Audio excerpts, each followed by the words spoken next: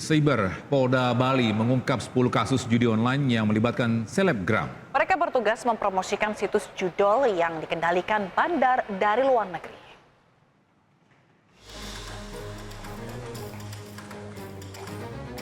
Dit Cyber Polda Bali menetapkan 10 orang selebgram sebagai tersangka dalam kasus judi online. Modus operandi para tersangka rata-rata sama dengan mengiklankan judi online melalui media sosial.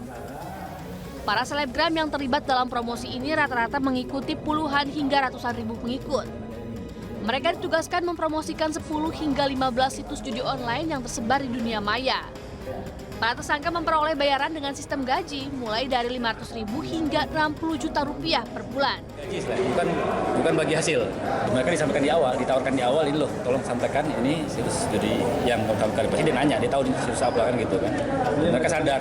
Dan itu sadar tahu salah gitu. Tapi karena tawaran cuman numpang aja istilahnya dia di akunnya dia kan, linknya itu mereka dapat uang. Itu yang membuat mereka tergiur untuk ikut mempromosikan judi online tersebut. Para tersangka dijerat dengan pasal tentang perjudian dan UU ITE dengan pidana maksimal 10 tahun penjara.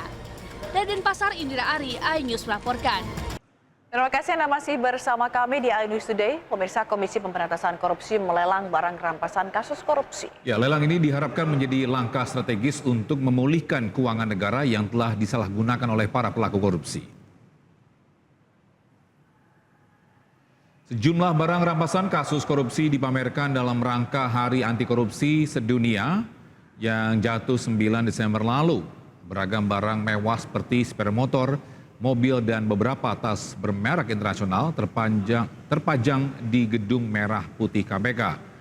Mayoritas barang yang dilelang adalah milik terpidana Rafael Alun Trisambodo, ex-pegawai Kementerian Keuangan, sementara beberapa lainnya berasal dari perkara Abdul Latif dan Eko Darmanto. Telah menerima berkas perkara Agus alias Iwas, tersangka dugaan pelecehan seksual di Mataram. Namun masih terdapat kekurangan dalam berkas sehingga Kejaksaan meminta penyidik untuk melengkapnya. Dan informasi ini sekaligus menutup jumpa kita di iNews Today edisi hari ini. Cuplikan tayangan berita iNews dapat Anda saksikan di kanal YouTube @official iNews. Dan setelah ini Anda bisa langsung menyaksikan program iNews Siang. Saya Fazila Kernisa. Dan saya Tunggu pamit undur diri. Terima kasih dan sampai jumpa.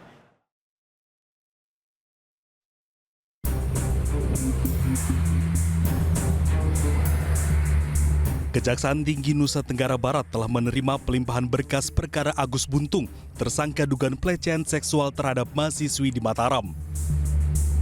Namun berkas tersebut masih terdapat kekurangan beberapa alat bukti, sehingga pihak Kejaksaan Tinggi NTB meminta penyidik untuk melengkapinya hingga 14 hari ke depan. Kami dari hasil penelitian berkas perkara masih terdapat kekurangan alat bukti sehingga kami memberikan petunjuk apa yang harus dilengkapi. Kalau dalam undang-undang kan cuma 14 hari. Jadi untuk segera mengembalikan